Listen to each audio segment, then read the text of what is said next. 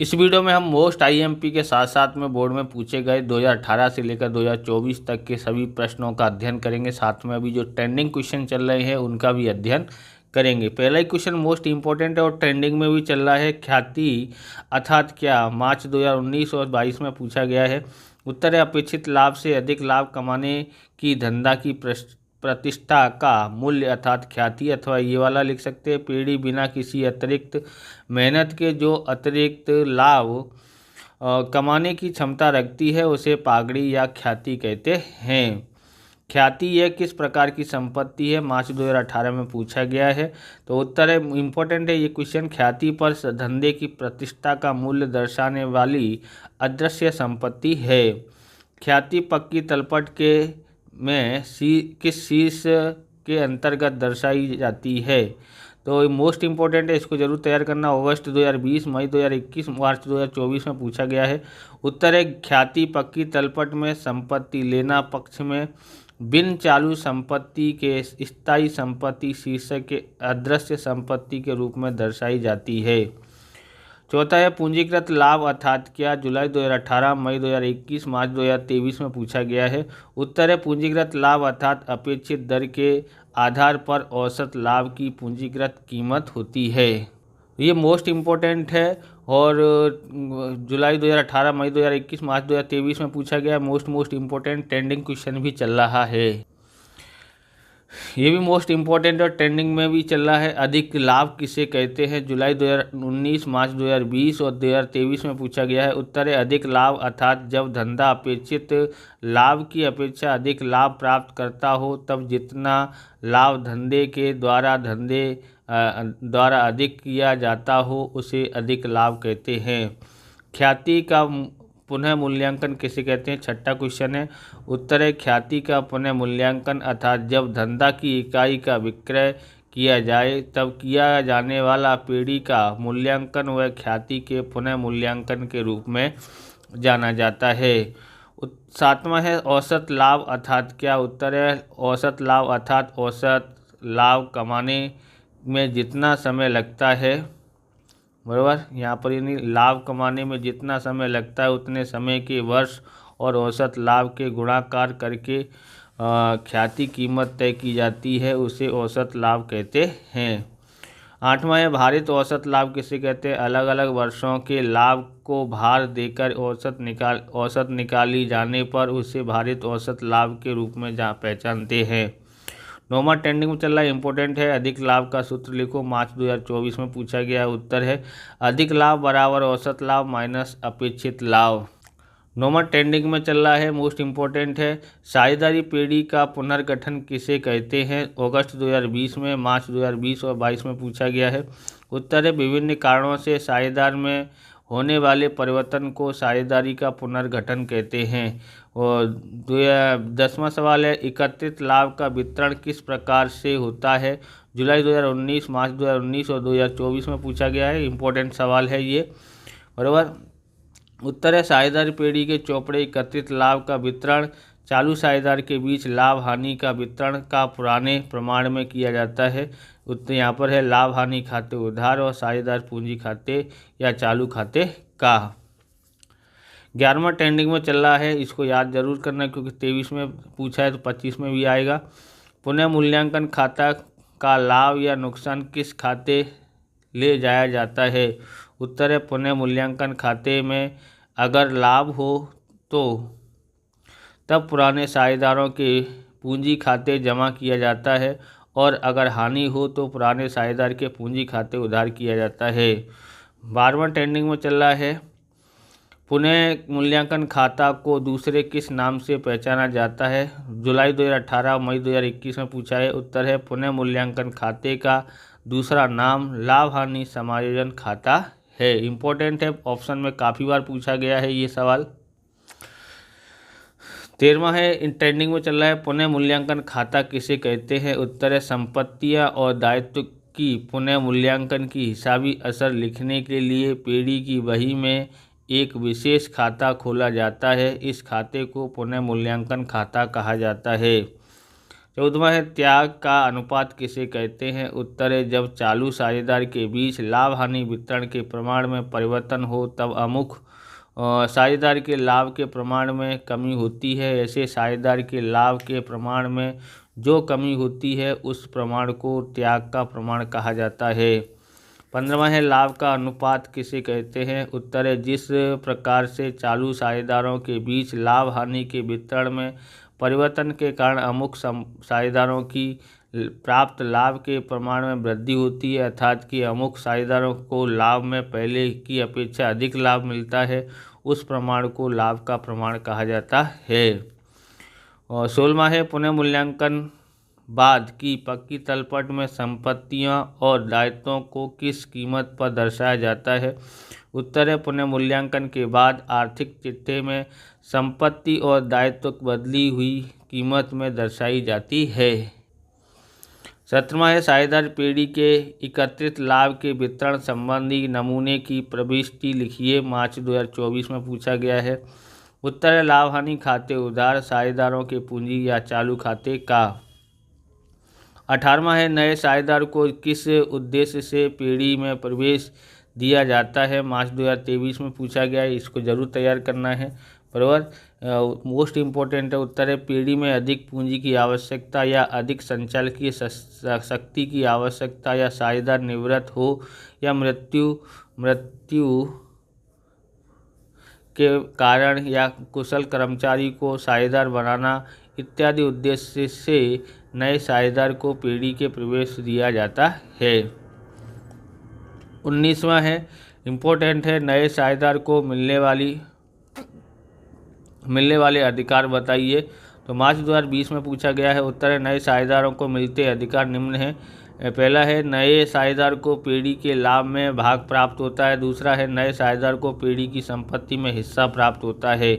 20वां है नए साझेदार के प्रवेश के समय संपत्ति और दायित्वों का पुनः मूल्यांकन क्यों किया जाता है? जुलाई 2018 में पूछा गया है। उत्तर है पीढ़ी की बही में नए साझेदार के प्रवेश के समय संपत्ति और दायित्व की पुनः मूल्यांकन कीमत कम या अधिक हो सकती है, जिससे नए साझेदार को उसका नुकसान न उठाना पड़े। इस उद्देश्य से नए साझेदार के प्रवेश के समय संपत्ति और दायित्व में पुनः मूल्यांकन किया जाता है।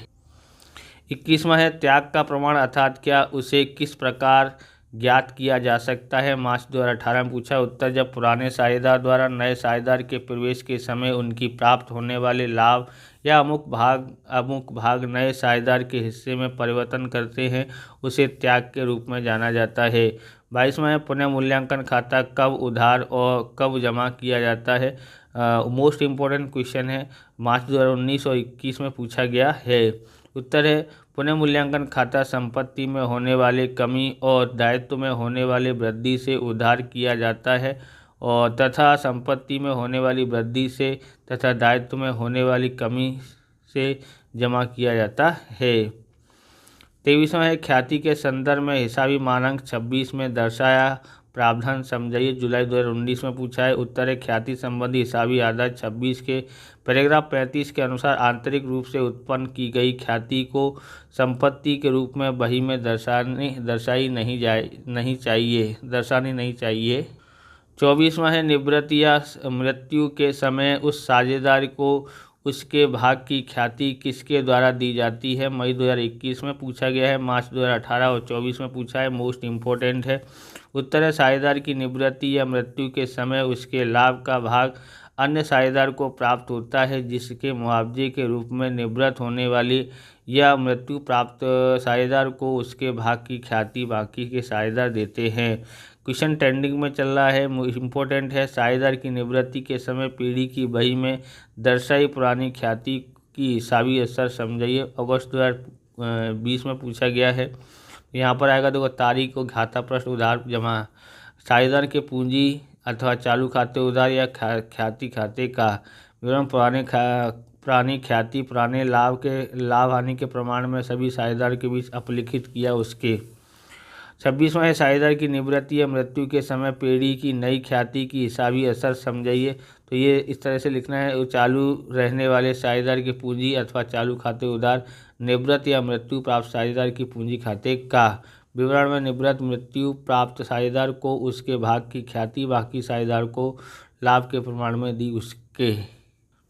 27वां ट्रेंडिंग में चल रहा है, इंपॉर्टेंट है, साझेदार की निवृत्ति के संयोग बताइए। उत्तर है निम्न संयोग है। नंबर 1 भारतीय साझेदार की धारा अधिनियम के अनुसार। नंबर 2 साझेदार के निजी कारणों से स्वैच्छिक निवृत्ति। 28वां ट्रेंडिंग में चल रहा है, कौन सी बाकियां सभी साझेदार के पुराने लाभ हानि के प्रमाण में उधार की जाती है। उत्तर है कारीगर अकस्मात मुआवजा फंड, और दूसरा है लाभ हानि खाते जमा शेष, और तीसरा है सामान्य अनामत।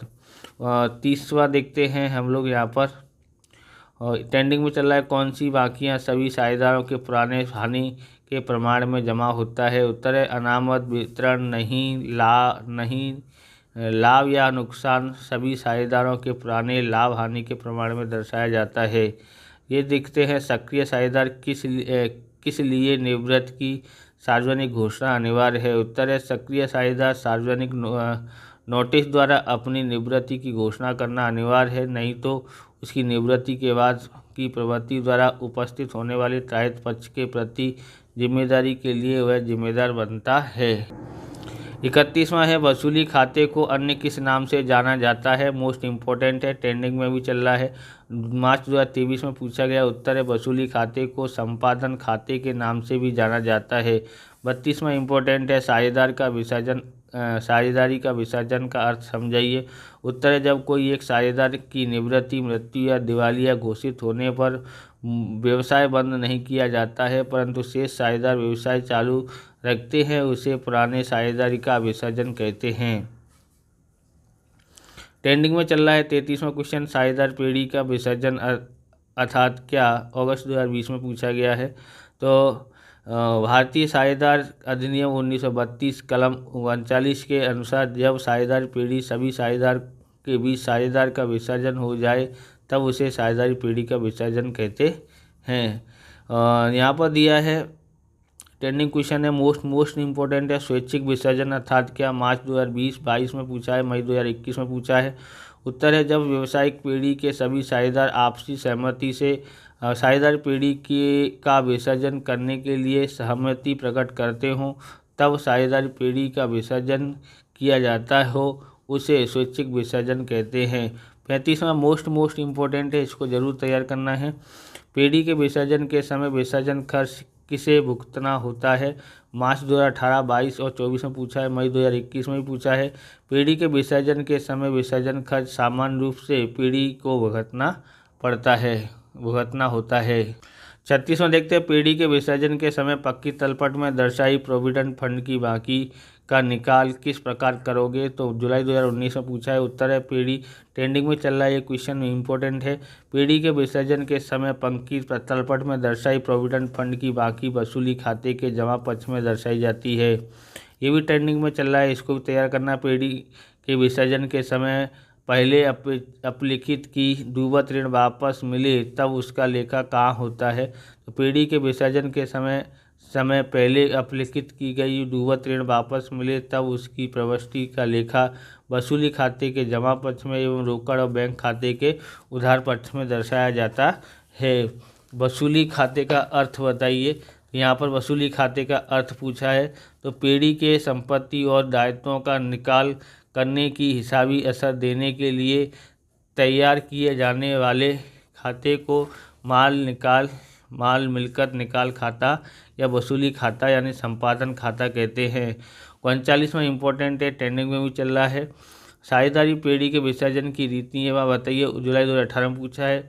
उत्तर है साझेदारी भारतीय साझेदार कानून 1932 के अनुसार साझेदारों की पीढ़ी का विसर्जन निम्नलिखित दो पद्धतियों से होता है। पहला है सामान्य विसर्जन या अदालत के हस्तक्षेप के बिना विसर्जन। दूसरा है अदालत द्वारा विसर्जन। पूंजीगत लाभ किसे कहते हैं। उत्तर है पूंजीगत लाभ अर्थात अपेक्षित दर के आधार पर औसत लाभ की पूंजीगत कीमत। पूंजीगत लाभ औसत लाभ अपेक्षित मुआवजे की दर गुणा 100। तो 41वें भविष्य में ऐसा लाभ यह बना रहेगा यह निश्चित करते समय आधार के रूप में क्या लिया जाता है। उत्तर है भविष्य में ऐसा लाभ बना रहेगा वह निश्चित करते समय आधार के रूप में पिछले वर्षों के लाभ को ध्यान में लिया जाता है। और 42वां है औसत लाभ की इस पद्धति की कमियां बताइए। औसत लाभ की मुख्य 2 कमियां हैं। पहला है इस पद्धति में लाभ के बढ़ते या घटते या दौर या झुकाव को ध्यान में नहीं लिया जाता है। दूसरा है धंधा में विनियोग की रकम को भी ध्यान में नहीं लिया जाता है। 43वां इम्पोर्टेंट है, मोस्ट इम्पोर्टेंट है और ट्रेंडिंग में भी है। पूंजीगत लाभ का सूत्र लिखो। उत्तर है पूंजीगत लाभ बराबर औसत लाभ बट्टे में सामान्य या अपेक्षित मुआवजे की दर गुणा 100। 44वां है लाभ का प्रमाण किस लिए ज्ञात किया जाता है। इम्पोर्टेंट है। उत्तर है निवृत्त साझेदार की दी जाने वाले भाग की ख्याति शेष साझेदारों के बीच बांटने और साझेदार पीढ़ी के पुनर्गठन के कारण ख्याति की समायोजन प्रवृत्ति देने के लिए लाभ का प्रमाण ज्ञात किया जाता है। 45वां है पुनर्गठन के समय यदि कोई दायित्व में वृद्धि करना हो तो उसकी असर कहाँ होती है। उत्तर पुनर्गठन के समय पर यदि कोई भी दायित्व में वृद्धि करना हो तो नुकसान या हानि होने से पुनः मूल्यांकन खाता उधार होगा और दायित्व खाता जमा होगा। 46वां एकत्रित लाभ का वितरण की प्रविष्टि विवरण बिना बताइए। तो इसका विवरण है और प्रविष्टि ये है साझेदार की पूंजी अथवा चालू खाते उधार लाभ हानि खाते का। 47वां है त्याग का प्रमाण किस पर आधार रखता है। उत्तर है त्याग का प्रमाण साझेदारों को प्राप्त लाभ हानि के प्रमाण में हुए परिवर्तन के आधार पर रखता है। 48वां है किस घटना के कारण साझेदार पीढ़ी का विसर्जन अपने आप हो जाता है। उत्तर है निश्चित घटना के कारण। तो ये कौन कौन सी निश्चित घटना है। यदि साझेदार पीढ़ी अमुक निश्चित अवधि के लिए हो तो वह अवधि पूरी होने पर विसर्जन होता है। दूसरी है किसी निश्चित घटना के लिए स्थापित हुई और वह उद्देश्य पूर्ण होने पर पीढ़ी का अपने आप विसर्जन होता है। 39वां देखते हैं किस घटना के कारण साझेदार पीढ़ी का विसर्जन अपने आप हो जाता है। तो निश्चित घटना के कारण बराबर। ये भी ऐसे भी लिख सकते हैं, ये भी लिख सकते हैं। ये ट्रेंडिंग में चल रहा है किस प्रकार की साझेदारी में साझेदार को नोटिस द्वारा पीढ़ी का विसर्जन होता है। उत्तर है स्वैच्छिक साझेदार में साझेदार की नोटिस द्वारा पीढ़ी का विसर्जन होता है। ये भी ट्रेंडिंग में चल रहा है साझेदार का विसर्जन हो तब पीढ़ी के अस्तित्व पर क्या प्रभाव होता है। उत्तर है साझेदारी का विसर्जन हो तब पीढ़ी का अस्तित्व चालू रहता है। 52वां है निवृत्त होने वाले साझेदार को चुकाने बाकी रकम पर साझेदार करार में कोई उल्लेख न हो तो कितने प्रतिशत ब्याज भुगतान पात्र है। उत्तर निवृत्त होने वाले साझेदार को चुकाने बाकी रकम पर साझेदार करार में उल्लेख न हो तो 6% वार्षिक ब्याज भुगतना पड़ता है। 53वां है साझेदारी पीढ़ी का विसर्जन हो तब हिसाबी चौपड़े पर क्या असर होता है। उत्तर है स्वैच्छिक साझेदार में साझेदार की नोटिस द्वारा पीढ़ी का विसर्जन होता है। 54वां इम्पोर्टेंट है देखना संपत्ति और दायित्व का पुनः मूल्यांकन किसे कहते हैं। उत्तर है पीढ़ी के बही में संपत्ति और दायित्वों को जिस कीमत में लिखे गए हैं उन्हें नई कीमत पर बही में दर्शाने को संपत्ति और दायित्व का पुनर्मूल्यांकन कहते हैं। 55वां निवृत्त होने वाले या मृत्यु पाने वाला साझेदार को उसके भाग की ख्याति शेष साझेदारों को किस प्रमाण में देंगे। तो निवृत्त होने वाला या मृत्यु प्राप्त करने वाले साझेदार को उसके भाग की ख्याति शेष साझेदारों को होने वाले लाभ के प्रमाण में देंगे। 56वां है लाभ की पूंजीकरण पद्धति में ख्याति का सूत्र लिखो। तो ख्याति बराबर पूंजी लाभ माइनस विनियोजित पूंजी। तो इस प्रकार से ये वीडियो पूरा होता है। अगर आपको हमारा वीडियो अच्छा लगे तो लाइक करें, शेयर करें, कमेंट करें। चैनल पर नए चैनल को सब्सक्राइब करें। मिलते हैं नेक्स्ट वीडियो में। जय हिंद, जय भारत, वंदे मातरम।